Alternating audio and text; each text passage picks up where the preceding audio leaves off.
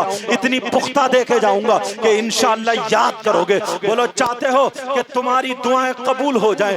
एक बार का मैं बताए देता हूँ, एक जगह का एड्रेस मैं बताए देता हूँ, एक जगह का पता मैं बताए देता हूँ। और दूसरी बात सुनो, मजार पर जाना औरतों का जाना जायज नहीं है, मगर जो बारगाह मैं बता रहा हूँ वहां पर औरतों का जाना भी जायज है। वो कौन सी बारगाह है जहां 100 के 100% दुआ कबूल होती है? अगर कबूल ना हो तो मेरा दामन पकड़ लेना, बड़ी जिम्मेदारी से बोल रहा हूँ प्यारे, उस तक पहुंचाना चाहता हूँ। तुम बहुत बारगाहों में गए हो, तुम ठोकर खा के वापस चले आए हो, मगर एक बारगाह ऐसी है जहां पर दुआ रद्द नहीं होती। बोलो जाना चाहते हो? बोलो उस बारगाह का एड्रेस पूछना चाहते हो? बोलो उस बारगाह का पता पूछना चाहते हो? बोलो पूछना चाहते हो या नहीं पूछना चाहते हो? अल्हम्दुलिल्लाह बोलो, अल्हम्दुलिल्लाह बोलो, ताकि तुम्हें 90 नेकियां भी मिल जाए। अब सुनो, वो बारगाह कहाँ है? हिंदुस्तान में है या पाकिस्तान में है, तुर्किस्तान में है, चीन, जापान, बंगाल में है? कहां पर है वो बारगाह? नोट करने वालों नोट कर लेना। आज तुमने मेरा दिल खुश कर दिया है। हमारे दादा नाना की बारगाह में तुमने मुझे बुला करके यहाँ पे बिठा दिया है, तो आज आका की, अपने नाना की बातें तुम तक पहुंचा करके जाऊंगा। अगर एक भी सुधर गया, एक ने भी तौबा कर ली, मेरा नजराना कबूल हो गया, मेरा नजराना कबूल हो गया।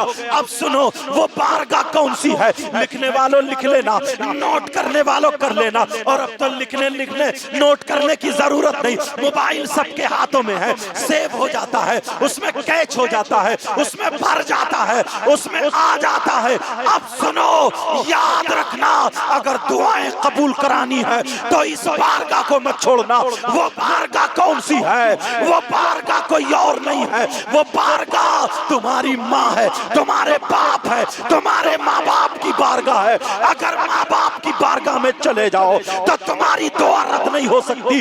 अरे खुदा की कसम, माँ बाप को राजी कर लिया, माँ बाप ने लड़खड़ाते हुए हाथों से अगर हाथ उठा करके दुआ कर दी तो माँ बाप की दुआ रद्द नहीं हो सकती। आप कहें इतनी बड़ी दलील दे रहा हूँ, अरे ये कैसे?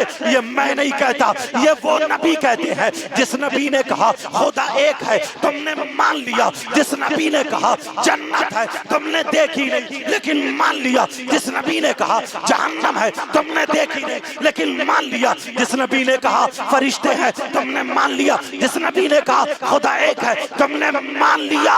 वही नबी फरमाते हैं दुआउल वालिदैन अन औलादिहिमा का दुआई नबी अन उम्मतिही। मैंने हदीस पढ़ दी, नबी फरमाते हैं माँ बाप की दुआ औलाद के हक में ऐसी होती है जैसे मुझ मोहम्मद की दुआ मेरी उम्मत के हक में होती है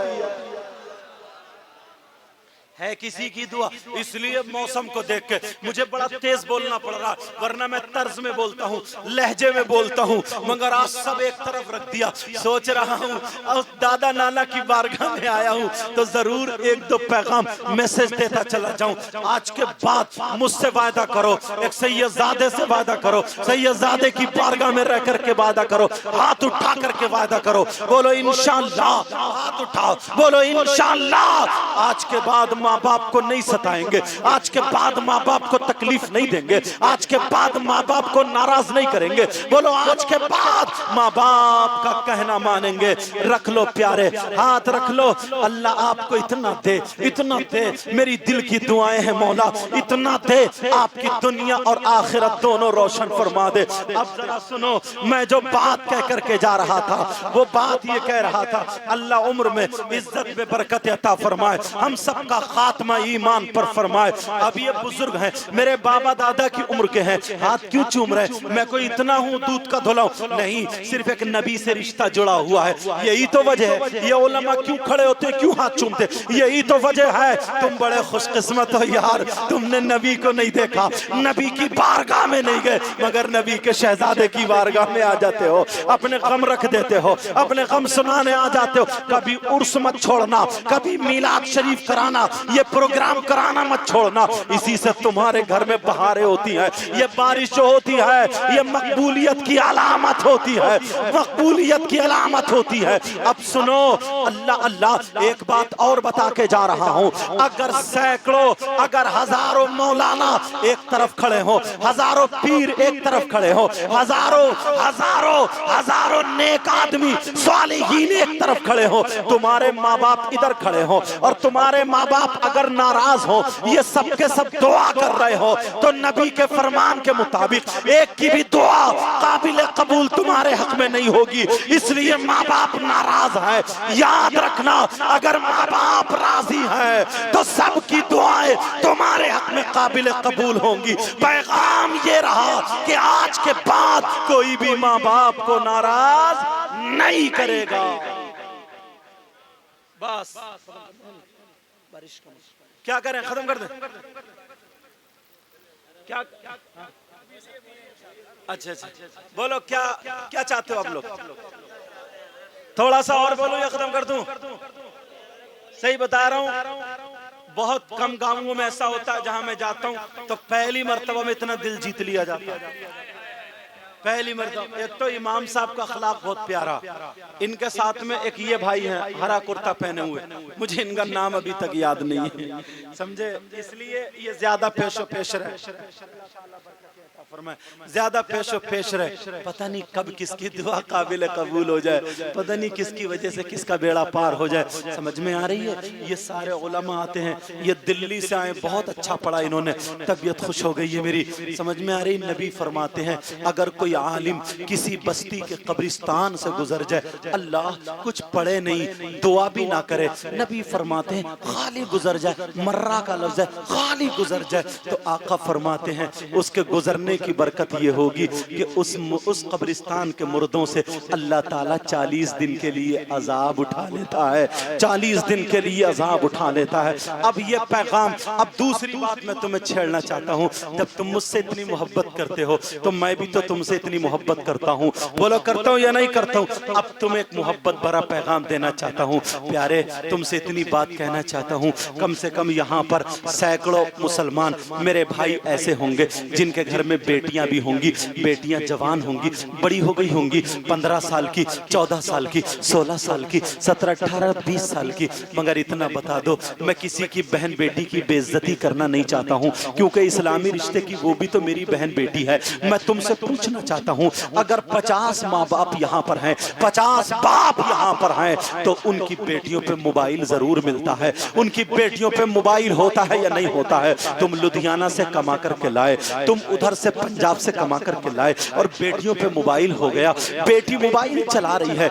मैं तुमसे इतना पूछना चाहता हूं, बेटी को मोबाइल की जरूरत क्या है? इसे कौन सी ऐसी जरूरत है? इसके ट्रक नहीं चल रहे हैं जो मोबाइल के बगैर ट्रकों में आग लग जाएगी, इसकी बसें भी नहीं चल रही हैं, इसकी फैक्ट्री भी नहीं चल रही है, इसके कारखाने भी नहीं चल रहे हैं जो मोबाइल के बगैर सारा खानदान भूखा मर जाएगा, इसका जमीन का प्लॉट भी नहीं है। कौन सा ऐसा रिश्तेदार है जो तुमने मोबाइल दे दिया है कि ले बेटी बात करती रही है किसी बाप के पास जवाब, किसी बाप के पास जवाब नहीं है। मैं तुम्हारी बेटियों को गलत नहीं बता रहा हूं, अल्लाह अल्लाह इसलिए कहना चाहता हूं, अगर मेरी बात समझ में आ जाए तो ज़हन में रखना, पूछो मोबाइल काहे के लिए होता है? मोबाइल बात करने के लिए होता है। हमारी जवान बेटी किससे बात करेगी? कभी तुमने सोचा? अरे अल्लाह के बंदो, 3 रोटी खाते हो, 1.5 की अकल रखो, मुझे बताओ बेटी किससे बात करने के लिए है? अरे अगर यूट्यूब चलाएगी तो कहां चलाएगी, फेसबुक चलाएगी तो कहां चलाएगी, व्हाट्सएप चलाएगी तो कहां चलाएगी?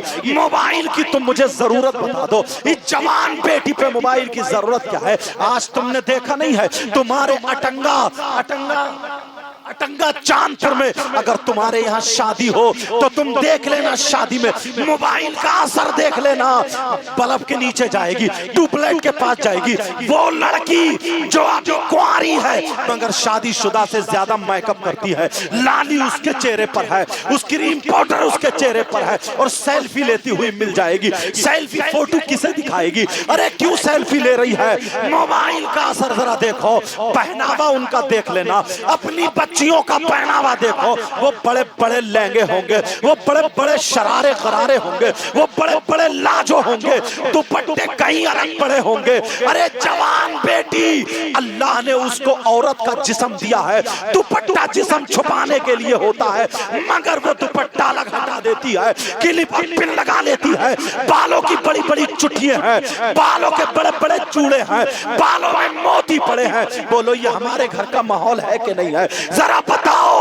ये मैं दूसरों की बेटी को बाद में कहूंगा, पहले अपनी बेटियों को देखो। हमारी बेटी शादी में से होती है नहीं होती है? अरे उसे ना बाप की शर्म है, ना माँ की शर्म है, ना भाई की शर्म है। पुराने लोग अगर यहाँ दो चार हो, इनसे पूछो, इनकी बहन छोटी भाई के सामने बोलने की हिम्मत नहीं रखती है, बोलने की हिम्मत नहीं है। बेटी बाप के सामने बोलने की हिम्मत नहीं रखती है। अगर उसकी शादी धोखे से किसी ऐसे शख्स के साथ में हो गई जो वो औरत के काबिल नहीं था, मगर उस शहजादी ने, उस इस्लाम की मेरी बहन ने पूरी जिंदगी उसी के घर में गुजार दी है। बच्चे नहीं हो रहे हैं, मगर फिर भी शौहर की पोल नहीं खोली है उनने, शौहर की बेइज्जती नहीं की है।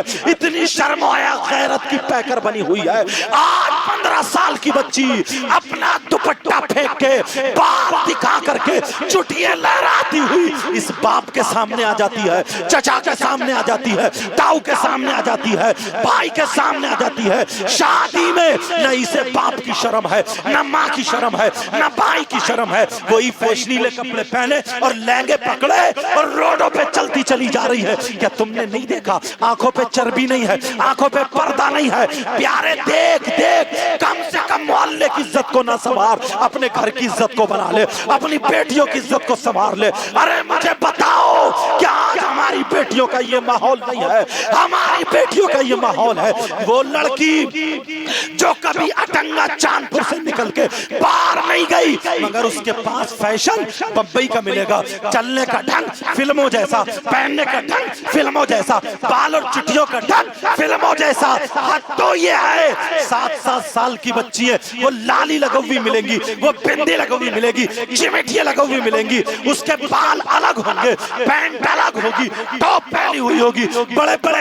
अच्छी खासी लड़की थी, क्या बना दिया? लड़की थी, नाचने वाली औरतों की नकल बना दिया। तुमने देखा होगा पहले जमाने में औरतें जब शादियों में नाचने के लिए रंडी आती थी, मुझे बताओ उनके कपड़े ऐसे नहीं होते थे? जरा बताओ, उनके कपड़े ऐसे नहीं होते थे क्या? उनका पहनावा ऐसा नहीं होता था? अरे तुम मुसलमान हो, तुम्हारी बेटी ऐसी नहीं, तुम्हारी बेटी ऐसी हो। अगर खाए तो खाने का ढंग फातिमा का हो, अगर पिए तो पीने का ढंग फातिमा का हो, अगर चले तो चलने का ढंग फातिमा का हो, अगर सोए तो सोने का ढंग फातिमा का हो, उठे बैठे खाए पिए तो ढंग फातिमा का हो। खुदा की कसम, अगर ऐसी बेटी हो तो बाप के घर में हो तो रहमत बरसती है, शौहर के घर में हो तो नेमत होती है, और जब माँ बने तो उसके कदमों के नीचे जन्नत होती है। क्या बेटी थी, मगर क्या बना डाला। ओ बाप, मेरे भाई तुमसे हाथ जोड़ के कह के जाऊंगा, ये तुम्हारी गलती नहीं है, गलती ये है कि तुमने इसके हाथ में मोबाइल दे दिया। ये लड़की मोबाइल में देख रही है कि कैसे वो बंबई की फिल्में बनाने वाली औरतें कैसे लहंगा पहन रही है, कैसे चल रही है। और अब तो यहाँ से यहाँ तक गला भी खुला हुआ, दुपट्टे हटा लिए जाते हैं, यहाँ गले पे जाली लगा ली जाती है। सब जानते हो, सब देखते हो। अरे बेटी अगर बड़ी हो तो उसे तरीका सिखाओ। खुदा के लिए अपनी बेटियों से मोबाइल ले लो, वरना घर की बरकतें खत्म हो जाएंगी। अगर तुम्हें माशरा सुधारना है तो अपनी बेटियों से मोबाइल ले लो, बेटों से मोबाइल ले लो। अगर इन्हें पढ़ाना है तो सैयदा फातिमा की जिंदगी पढ़ा दो। बारिश भी कह रही है कि हट जाओ, समझ में आ रही बातें तो इतनी हैं। तुम्हें देख कुछ नौजवान 2 मिनट की और, हजरत भीग लो यार, 2 मिनट की और सुन लो। आज नबी के शहजादे उनकी बारगाह में है। कुछ नौजवान लफंगे हैं, कुछ नौजवान लफंगे हैं, न वो काम के हैं न धाम के हैं, निकम्मा नाकारा खटारा, कोई काम नहीं करता। नुक्कड़ पे खड़ा हो गया, कोने पे खड़ा हो गया, मोबाइल हेलो तुम क्या कर रही हो, क्या खा रही हो, क्या पी रही हो, कैसे कपड़े, डूब के मर जा, डूब के। आज अगर तू दूसरे की बहन बेटी को तकेगा तो दूसरा तेरी बहन बेटी को तकेगा। नौजवानों, तुम्हें खुदा का वास्ता, तुम्हें रसूल का वास्ता, तुम्हें सैयदजादे का वास्ता, आज के बाद अपने आप को संभालो। खाओ तो नबी का तरीका, उठो तो नबी का तरीका, कलमा पढ़ो ला इलाहा इल्लल्लाह मुहम्मद